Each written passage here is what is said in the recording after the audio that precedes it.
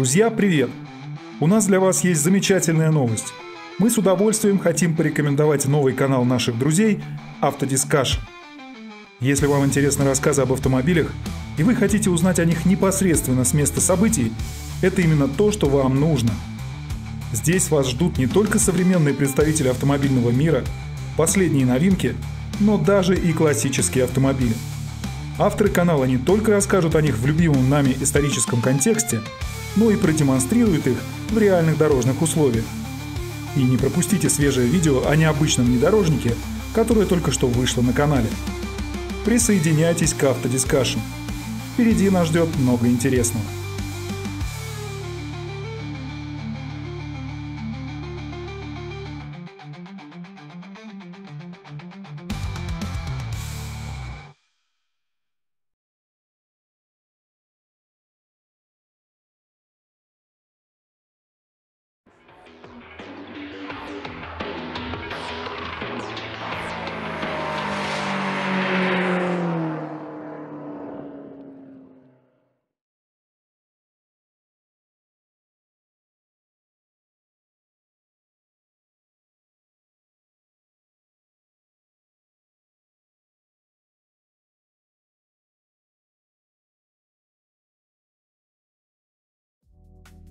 Дюлайе – культовая марка в истории французского автомобилестроения класса люкс.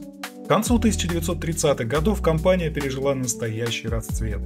Ее роскошные модели ежегодно становились главными звездами парижского автосалона, привлекая внимание королевских особ, финансовых магнатов и знаменитостей.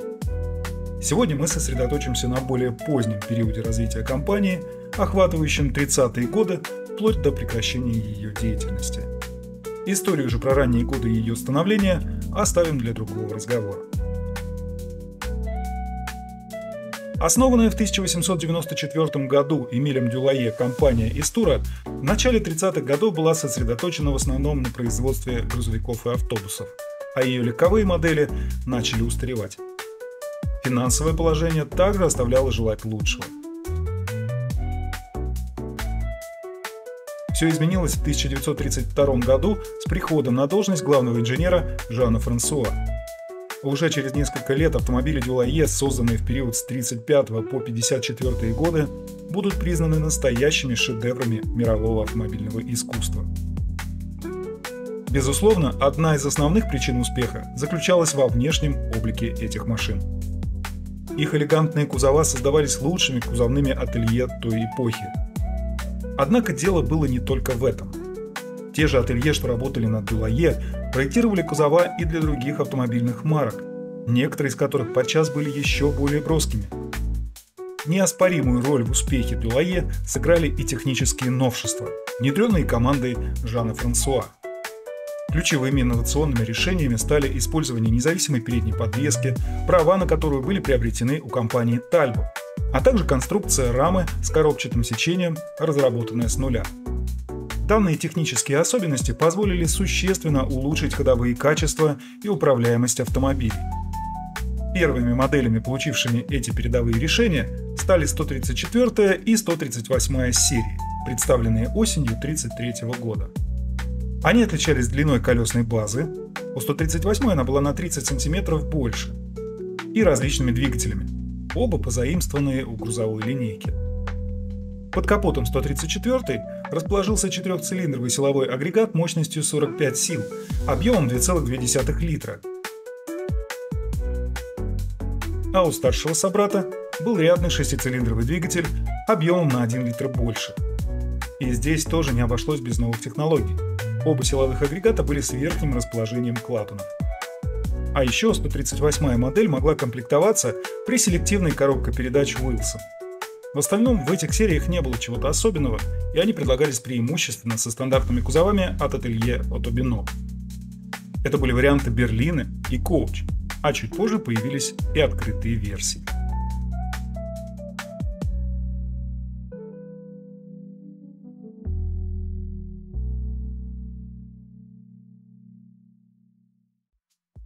На парижском автосалоне 1936 года была представлена модель Delahaye 148, пришедшая на смену 138 серии.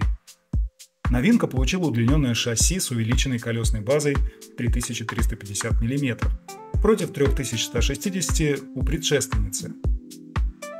Объем двигателя вырос до 3,6 литров, хотя мощность осталась прежней – 90 сил.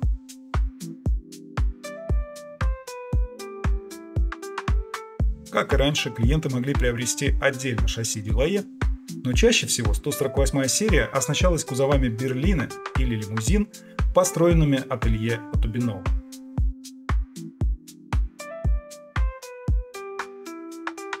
Год спустя завод предложил облегченную версию модели 148 с укороченной базой, получившую индекс L от французского «léger» – «легкая». Это шасси пользовалось большим спросом у заказчиков, которые устанавливали на него авангардные кузова от Фигони и Фаласки, Лютурне и Маршо, Шапрон,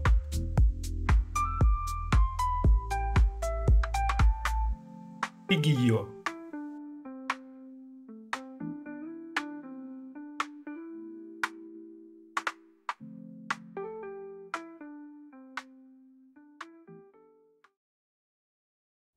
Одним из ярких примеров стал аэродинамический фастбэк-седан, построенный в 1936 году фирмой Лабурде и представленный на парижском автосалоне 1937-го. Ранее мы уже рассказывали на нашем канале о необычном прототипе Жорж Ира, построенном кузовным ателье Лабурде в 1949. Главной особенностью этого автомобиля было его безрамочное лобовое стекло Wood Total, разработанное Жозефом Вигру в 1936 году. Данная технология была призвана улучшить обзорность и комфорт водителей и пассажиров за счет отказа от традиционных стоек и рамок, обычно располагаемых по бокам лобового и боковых стекол. Этот Дюлае стал одним из первых автомобилей, оснащенных подобной инновационной системой остекления. В результате V-образное лобовое стекло и неспадающие боковые окна без центральных стоек создавали впечатление консольной крыши, опирающейся только на задние стойки. В течение 5 лет 148L использовался в рекламных целях для продвижения патента, а в 1942 году Жозеф Вигру зарегистрировал автомобиль на свое имя, но вскоре продал его пожарной бригаде Сен-Мисан в Вене. Там автомобиль немного доработали, и он исправно служил до 1968 года.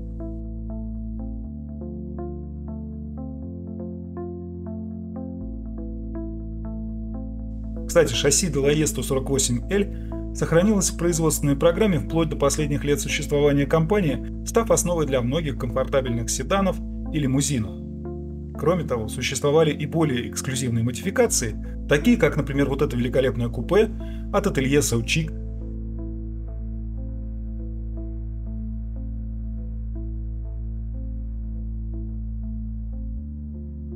или элегантный кабриолет от голландского Пенок.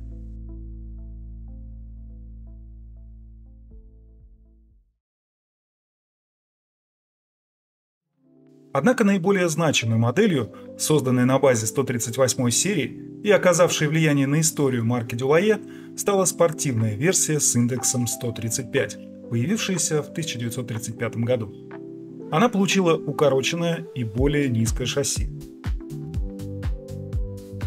Инициатором создания этой модели стала Люси О'Райли Шелл, дочь американского миллионера, родившаяся и проживавшая во Франции. В годы Первой мировой войны она познакомилась со своим будущим супругом Лори Шеллом, американцем по происхождению, который привил ей свою страсть к автоспорту. Уже в 20-х годах Люси О'Райли Шелл довольно успешно выступала в соревнованиях, проводившихся на территории Европы, в том числе одержав победу на женском ралли Монте-Карло в 1929. В 1934 году имя Дюлае стало чаще появляться в списках призеров автоспортивных состязаний. Достаточно вспомнить 48-часовой рекорд выносливости Монлери, установленный на модели 138 специале с кузовом от Фигони. Именно в этот период Люси обратилась к директору компании Дюлае Карлю Вайфенбаху с предложением разработать для нее и супруга спортивную модификацию модели 138, на которой они будут выступать в сезоне 1935 года. Поскольку в финансировании данного проекта недостатка не будет, Вайфенбах с готовностью идет навстречу, а в ожидании готовности заказа супруги Shell создают собственную гоночную команду, назвав ее Écurie Blue. Получив готовый автомобиль, которому был присвоен индекс 135, они выставили его на престижное альпийское ралли, где сходу одержали победу. В честь этого достижения модель 135 даже получила дополнительное название – Coupe du Alpe. В течение 1935 года Дюлайе под флагом Écurie Blue одержал еще 18 побед в различных соревнованиях.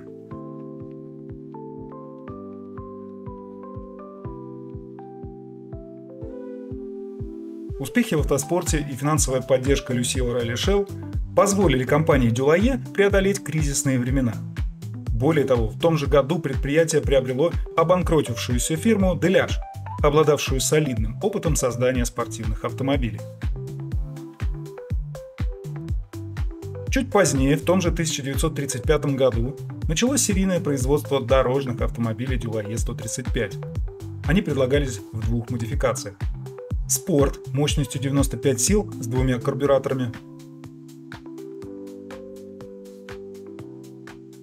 и Coupe du Alpe мощностью 113 сил с тремя. Как было принято в то время, Дюлайе выпускала только шасси, а кузова заказывались у различных специализированных ателье.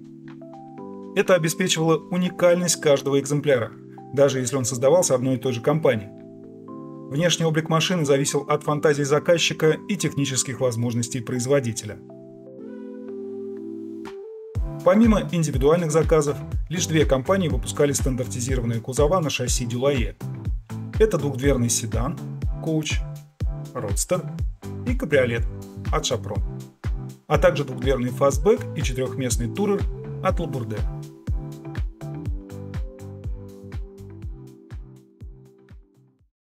Помимо версий Sport и Coupe du Alpe, модель 135 предлагалась и в спортивной модификации – Competition.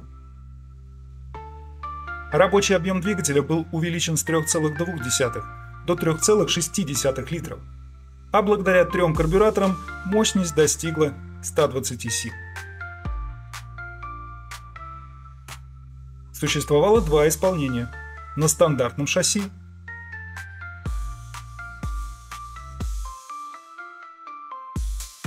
и укороченном на 30 см. Последнее называлось Competition Court, и в таком виде было выпущено 25 экземпляров. Из них 14, но по другим данным 16, представляли собой гоночные версии Type 135 Competition Special, или сокращенно CS, как их часто упоминали в источниках, посвященных автоспортивной статистике. Заказчиком этих автомобилей вновь выступила Люси, привлекшая к проекту своих состоятельных друзей, любителей автоспорта. Она лично заказала две такие машины, а остальные от имени своих знакомых. 135 CS отличалась перфорированной рамой, задним мостом из магниевого сплава, облегченным двухместным обтекаемым кузовом и 152-сильным двигателем. Эти спортивные модели в период с 1936 по 1938 годы завоевали множество престижных наград, среди которых вторые и третьи места в Гран-при Франции 1936 года, победа в ралли Монте-Карло 1937,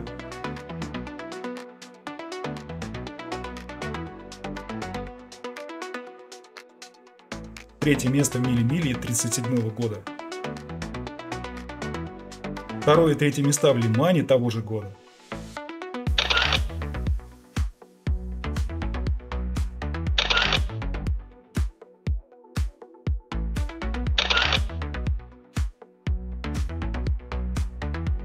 А также первое, второе и четвертое места в Лимане 1938 года.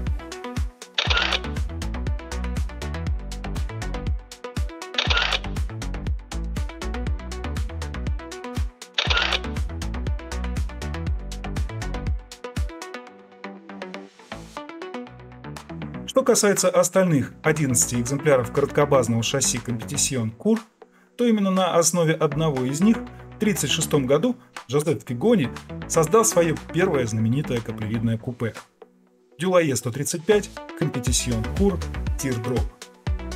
Этот уникальный обтекаемый дизайн стал результатом сотрудничества Фигони и иллюстратора Жоржа Хамеля, также известного как Гео Хелл, прославившегося своими изображениями автомобилей и самолетов на гоночных плакатах того времени.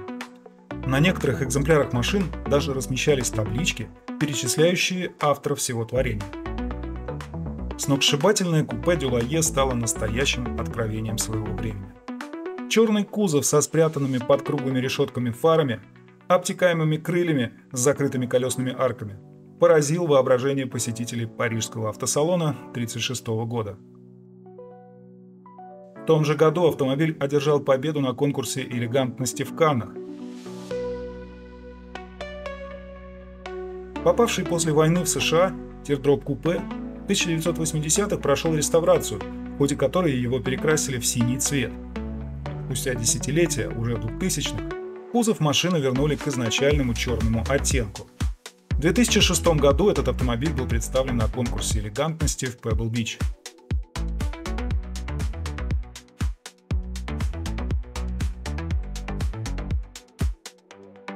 Стоит отметить, что в 1936 году ателье Фигони и Фаласки построило еще 5 купе на шасси Дюлайе 135 Competition Cour, однако они выглядели уже более традиционно.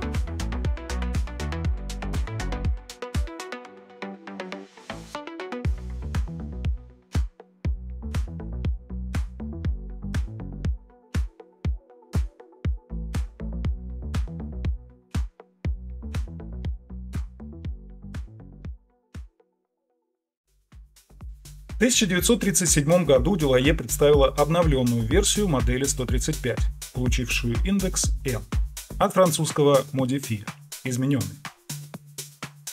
Прежний двигатель мог комплектоваться одним, двумя или тремя карбюраторами Solex, развивая 95, 105 или 115 сил соответственно. Покупатели могли выбирать между синхронизированной четырехступенчатой механической коробкой передач и четырехступенчатой электромагнитной при селекторной трансмиссии Котл с рычагом управления на рулевой колонке. Модификация 135M была доступна только с длиннобазным шасси.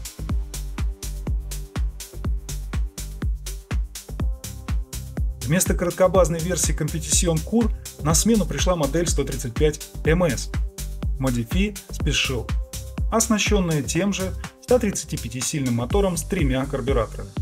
Это был один из самых быстрых дорожных автомобилей в мире, развивавший максимальную скорость до 165 км в час. На основе шасси 135 MS ателье Фигони и Фаласки создало еще несколько шедевров, не уступавших по значимости упомянутому ранее купе Teardrop. Изящный двухместный открытый кузов с каплевидным дизайном сначала был построен на стандартном шасси, вызвав очередной фурор среди обеспеченных клиентов, способных позволить себе подобный эксклюзивный заказ. В итоге в течение 1937 года Фигони и Фаласки изготовила еще 10 таких автомобилей. 5 кабриолетов на укороченном шасси и 5 на стандартном.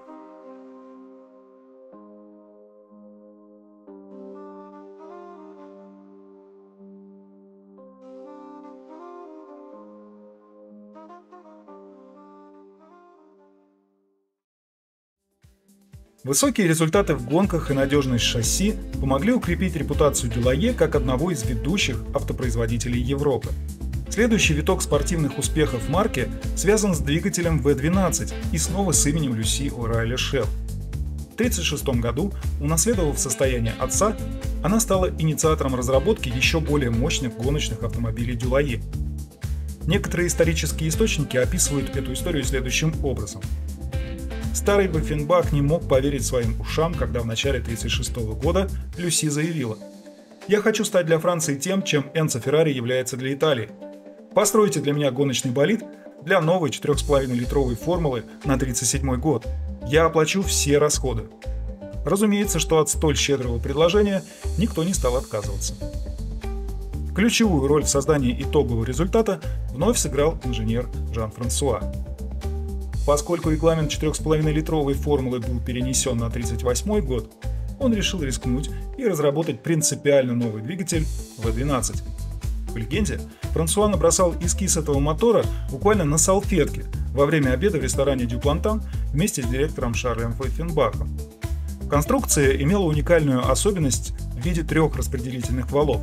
Один нижний, расположенный в центре, управлял впускными клапанами, в то время как 2 верхних находившихся в головках блока, отвечали за выпускные. Чтобы снизить вес двигателя, Франсуа предложил использовать сплавы металлов, что стало настоящим испытанием для литейного цеха Дюлае. Помимо алюминиевых головок, он принял смелое решение отлить весь блок и некоторые другие элементы из магния, что поначалу вызвало ряд проблем, которые пришлось устранять в ходе доводки.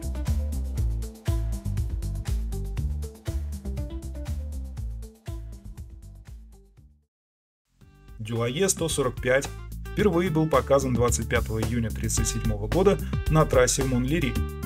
По свидетельствам очевидцев, когда автомобиль появился на публике, вокруг воцарилась тишина. Аплодисментов не было. Все казались шокированы видом одного из самых необычных, одного из самых уродливых автомобилей, которые они когда-либо видели. Кто-то даже пошутил, не срисован ли он с бульдога Люси. Действительно, спорткар был очень низким и имел весьма необычную аэродинамичную форму, а высоко расположенные крылья создавали еще более неординарный облик.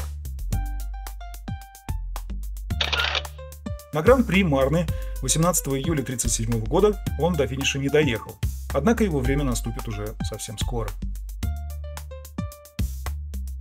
В зависимости от применяемого топлива, V12 развивал впечатляющие 200-245 лошадиных сил при 5500 оборотов в минуту.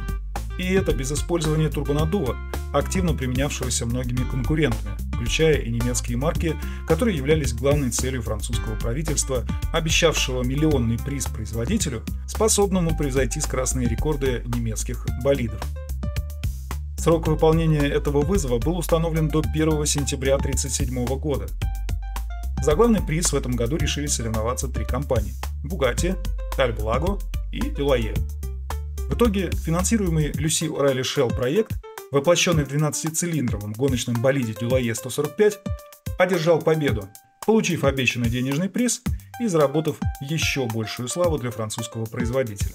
Гонщик Рене Дрейфус установил на трассе Монлери новый рекорд средней скорости, преодолев 16 кругов со средней скоростью в 146,7 км в час.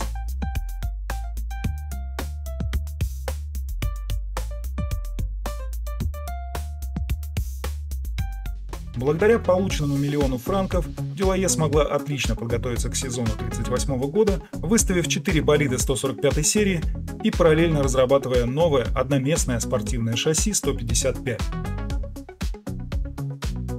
Сначала они одержали победы в Гран-при По и Гран-при Корка.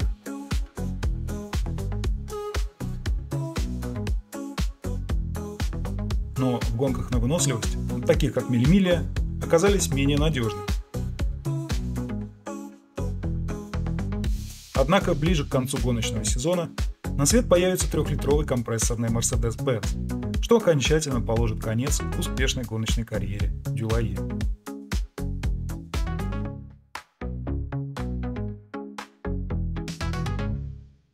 Подготовив шасси 155 в момент, когда сезон 1938 года уже стартовал, Delahaye, однако, так и не решили главный вопрос с его надежностью. Конструкция оказалась недостаточно удачной, и автомобиль продолжал подводить команду в соревнованиях, как и предыдущая серия 145.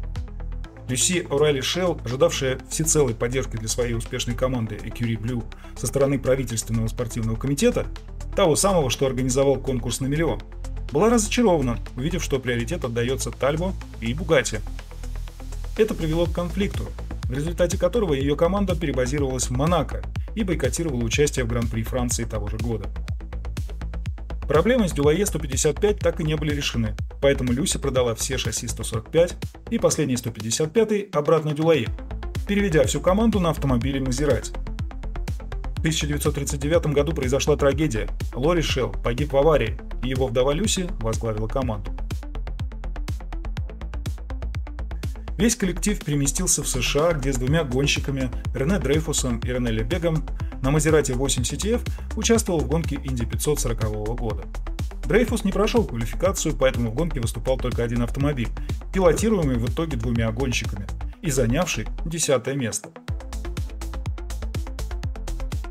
С 1946 года основным пилотом команды стал сын Люси и Лори, Гарри Шелл, который в 1940 году, впечатленный выступлением Дрейфуса в Инди 500, в свои 19 лет решил стать гонщиком. Гарри выступал за семейную команду на Мазерати 6CM и Чизетале D46 до 1948 года, когда Люси окончательно свернула гоночную программу.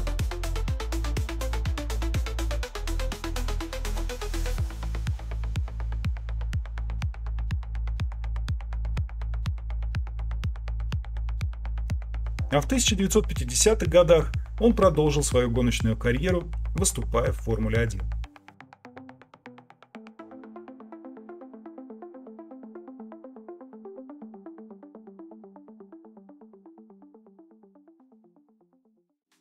Что касается модели 155, то она имела непростую судьбу.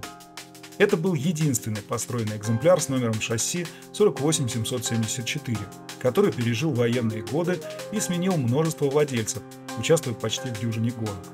К сожалению, почти каждый заезд сопровождали всевозможные происшествия, порой даже курьезные.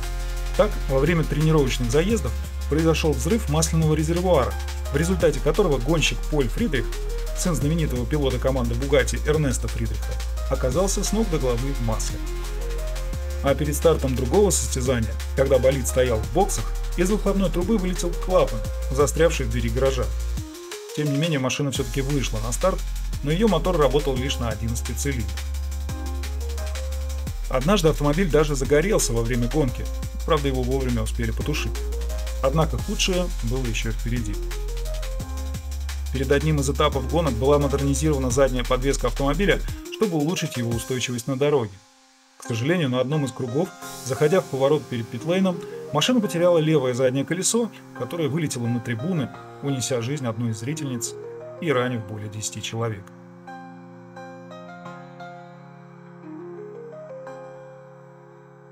Модель 155 смогла добраться до финиша только однажды, под управлением очередного своего владельца Андре Симона, заняв последнее, 7-е место.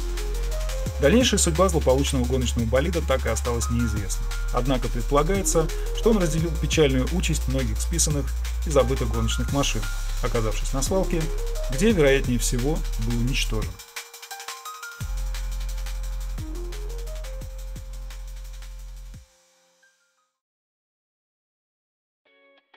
Судьба трех оставшихся шасси 145 была во многом определена Второй мировой войной.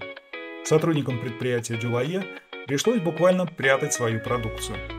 Только после 1945 года все они были расконсервированы. Шасси с номером 48771 заслуживает особого упоминания. Это был тот самый болид, который ранее одержал победу в гонке на миллион. После войны автомобиль отправили в кузовное ателье Фране, и он более полувека носил элегантный открытый кузов.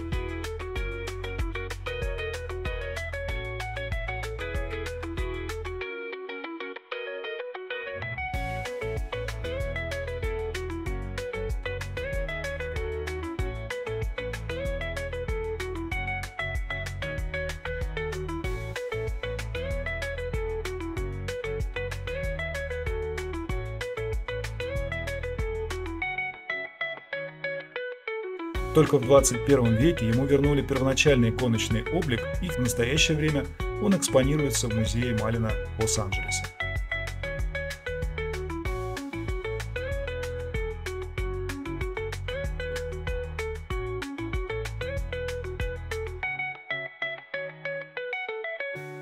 Два других отправились к Анри Шапрон, который создал для них купе в довоенном стиле с отдельными крыльями, контрастируя с модой на обтекаемые современные понтонные формы. Интересная история произошла с шасси 48772. В 1945 году его заказчик, бельгиец Ван Пауке, внезапно пропал, не оплатив счет.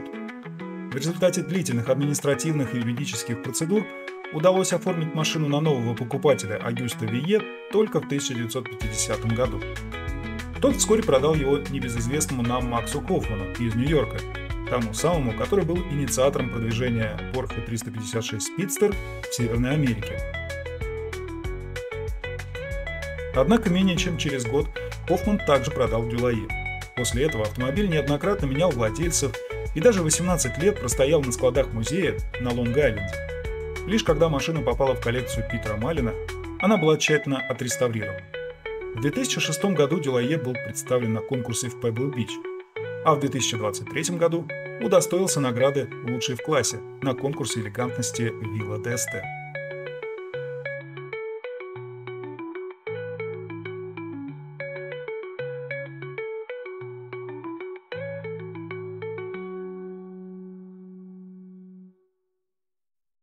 Автомобиль с номером шасси 48773 был заказан Робертом Кюни, владельцем транспортной компании на востоке Франции, и был получен им в 1948 году. Кюни пытался участвовать на нем в нескольких ралли, но капризный 12-цилиндровый двигатель в итоге был заменен на силовой агрегат от Delahaye 135S. На протяжении второй половины 20 века этот Delahaye сменил множество владельцев, как европейских, так и американских, пока в 2003 году не оказался в коллекции Питера Маллина. Вместе с шасси 48772 этот автомобиль также был представлен на конкурсе в Пебл-Бич в 2006 году.